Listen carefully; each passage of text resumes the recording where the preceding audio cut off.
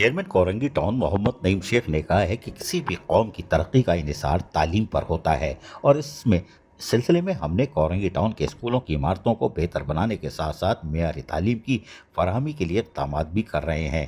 ان خیالات کا اظہار چیئرمین کورنگی ٹاؤن محمد نعیم شیخ نے union committee 8 Madina colony girls and boys secondary school number 6 میں زیر تعمیر اسکول اور اسکول میں آئے ہوئے فرنیچر کے معائنے کے دوران کیا۔ اس موقع پر ان کے ہمراہ کوارڈینیٹر کورنگی معیز الدین، ایڈیشنل ڈائریکٹر ایجوکیشن انیس احمد اور دیگر محکمہ جاتی افسران بھی موجود تھے۔ انہوں نے مزید کہا کہ ہماری اولین ترجیح ہے کہ کم آمدنی والے طبقے کے بچوں کو بھی معیاری تعلیم حاصل کرنے کے مساوی مواقع میسر آنے چاہیے۔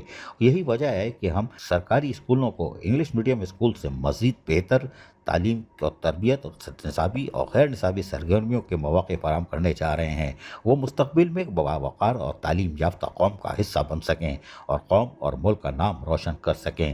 تعلیم ایک ایسا ہنر ہے جو کسی بھی معاشرے کو اندھیروں سے نکال کر روشنی کی طرف لے جانے میں یقینی طور پر مددگار بھی ثابت ہوتا ہے۔ اس سے پہلے چیئرمین کورنگی ٹاؤن محمد نعیم شیخ نے انڈس ہسپتال اور انڈس ہیلتھ نیٹ ورک کے سی او ڈاکٹر عبدالباری خان سے بھی ملاقات کی اور کورنگی انڈس ہسپتال کا بھی تفصیلی دورہ بھی کیا۔ اس موقع پر چیئرمین کورنگی ٹاؤن محمد نعیم شیخ نے کہا کہ کورنگی انڈس ہسپتال علاقے کے لوگوں کے لیے ایک نعمت سے کم نہیں، جہاں پر معیاری علاج کی سہولت میسر ہے۔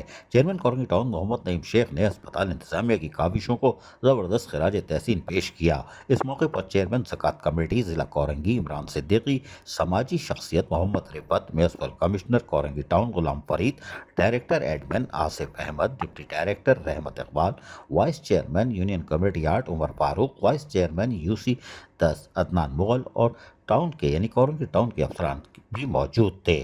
عزیز عارف KBS بلدیاتی نیوز کراچی۔ ایسی ہی خوبصورت ویڈیوز فیوچر میں حاصل کرنے کے لیے ریڈ بٹن پر کلک کر کے اور بیل آئیکن کو پریس کر کے ہم سب کے سبسکرائبر بننا مت بھولیے۔